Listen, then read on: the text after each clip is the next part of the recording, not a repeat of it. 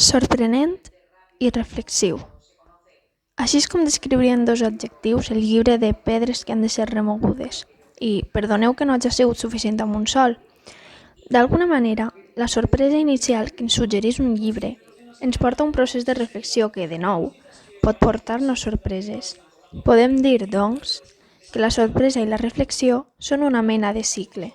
Ara bé, no m'agradaria que vos quedàreu amb les ganes de saber per què m'ha sorprès tantíssim. Acompanyeu-me! Si fas referència a les virtuts d'aquest llibre, en primer lloc, hauria de destacar l'escriptura tan variada com versàtil que conté aquest llibre. En gran part perquè el format d'aquest és prou atípic, no és una novel·la.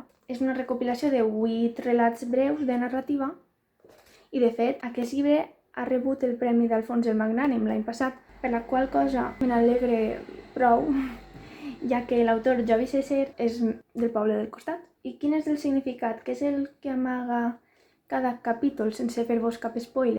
Doncs no són històries individuals, sinó que Jovi li busca un sentit comú. Les uneix amb un fil d'una intenció prou determinada i prou clara. I es troba en aquesta cita final. La serenor d'una veritat més tapiada que encoberta. Certament, Jovi ha buscat tornar la dignitat que ell considera que mereixem les persones com a éssers humans.